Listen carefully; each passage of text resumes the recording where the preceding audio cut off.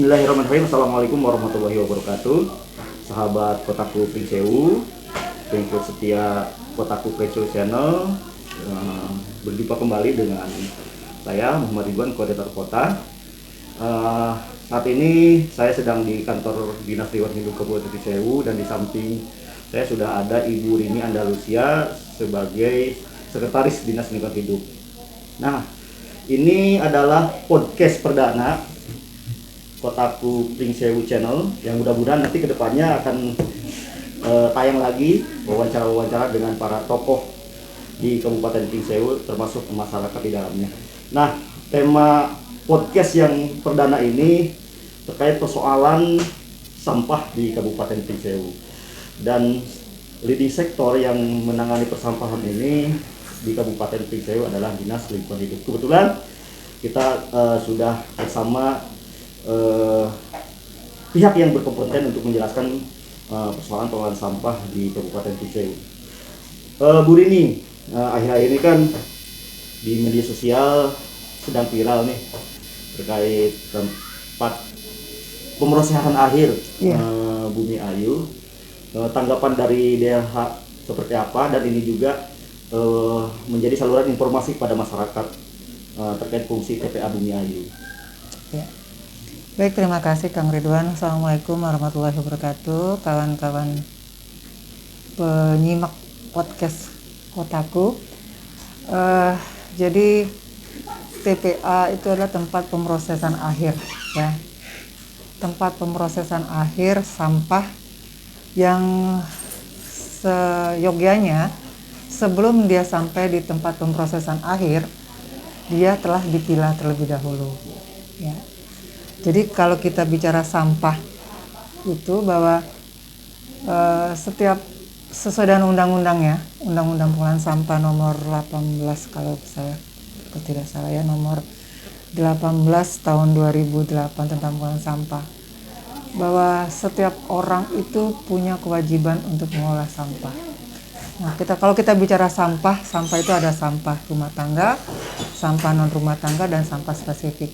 Nah, sementara kita ketahui bahwa sampah di TPA itu adalah banyak sampah yang berasal dari, termasuk sampah rumah tangga. Nah, disinilah yang kami mohon artinya peran serta dari para masyarakat untuk mengurangi beban di TPA kita.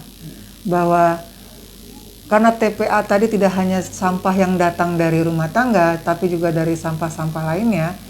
Di sini dukungan dari masyarakat rumah tangga untuk mulai memilah sampahnya.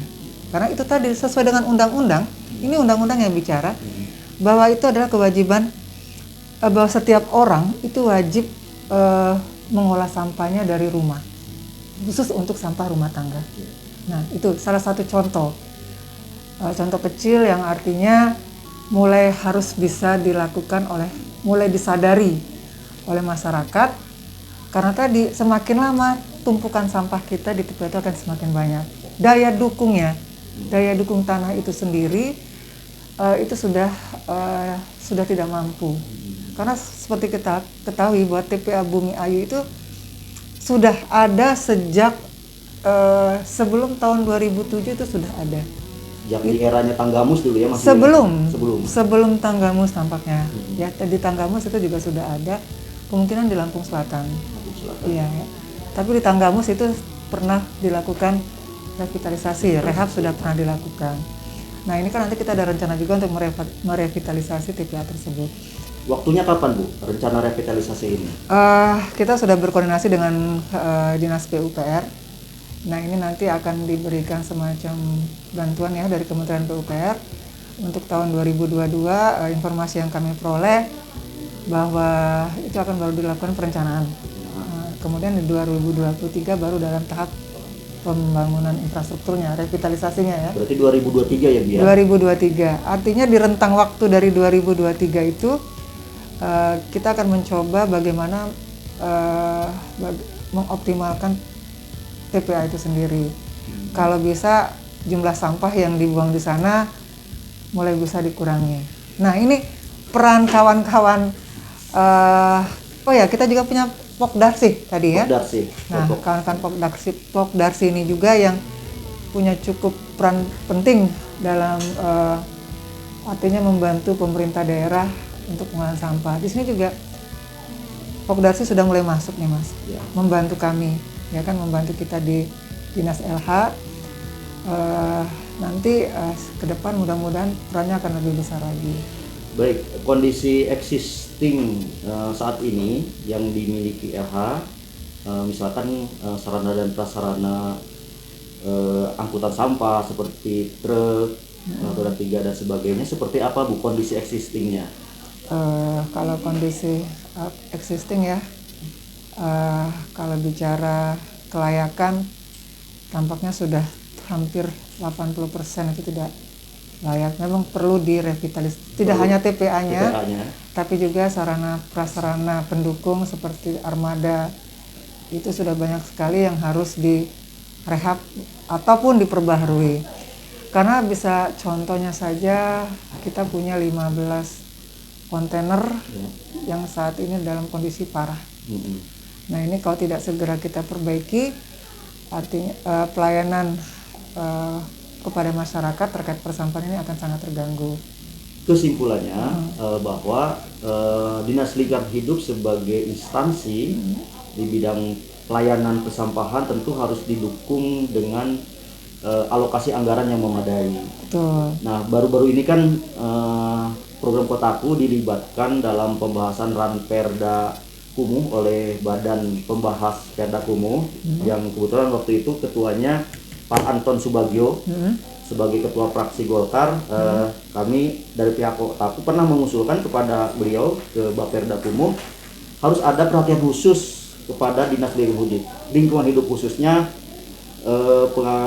pengalokasian anggaran di bidang persampahan. Tanggapan Ibu seperti apa? Apakah memang perlu ada tambahan dana untuk Dinas Lingkungan Hidup?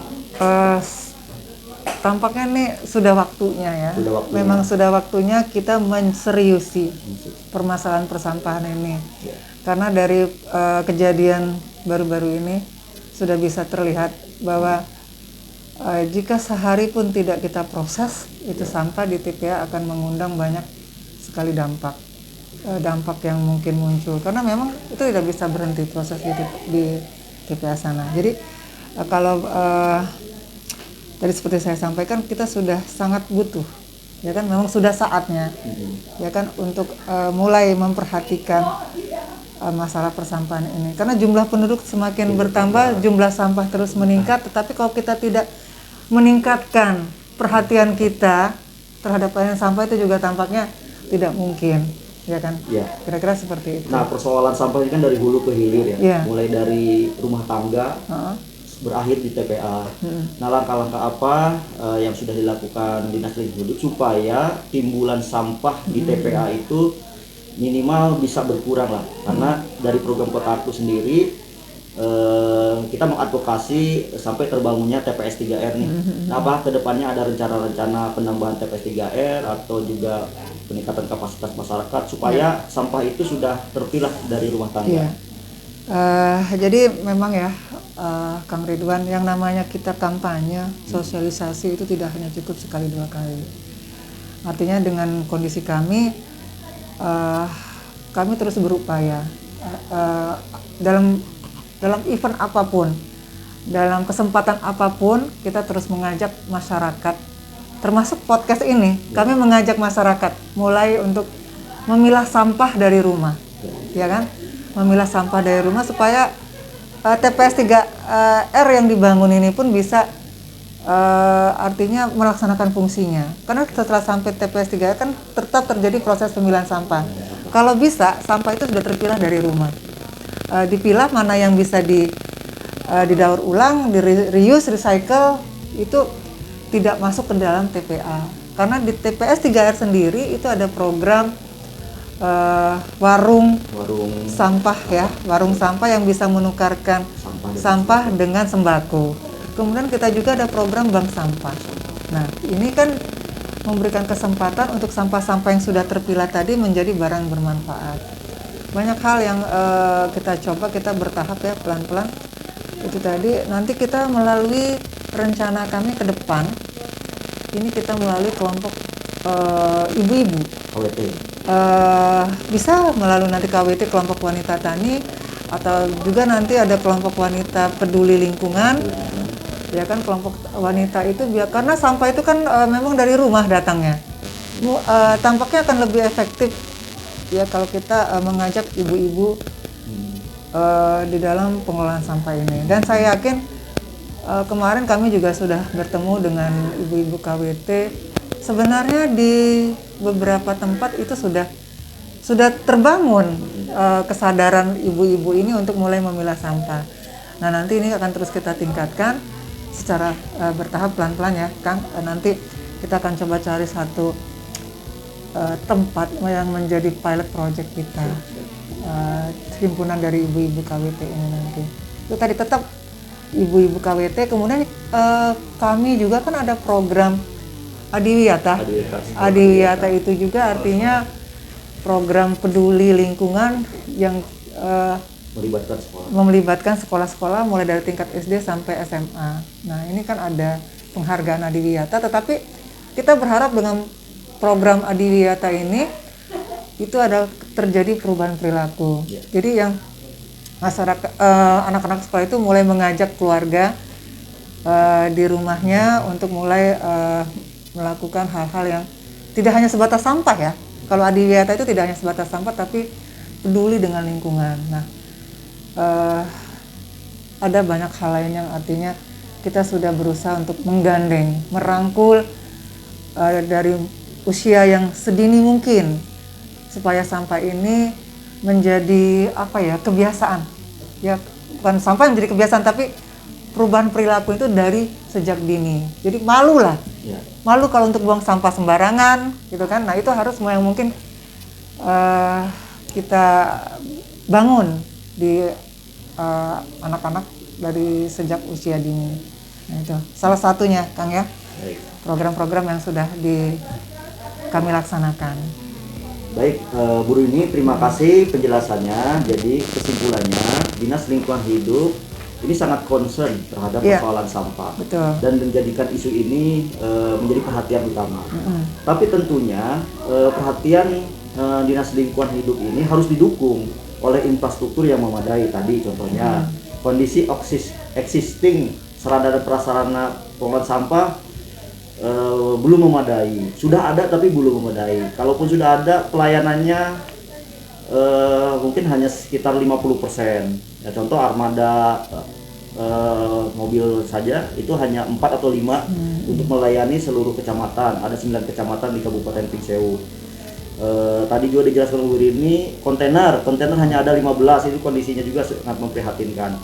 Termasuk mungkin manpowernya, ya sumber daya manusianya juga untuk Dinas Lingkungan Hidup masih terbatas, termasuk yang mengelola di TPA, di TPS 3R belum memadai. Ya, harapannya ke depan pemerintah Kabupaten Pringsewu melalui tim anggaran RUT-APD itu bisa mengalokasikan lebih lah ke Dinas Lingkungan Hidup.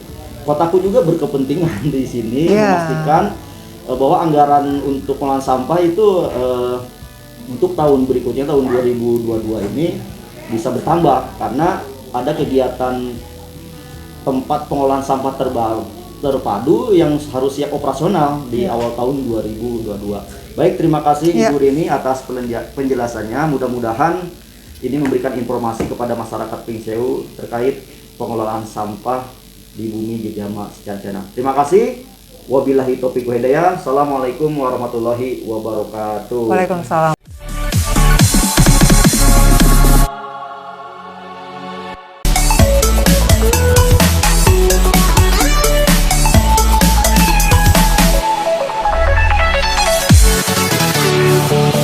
We'll be right back.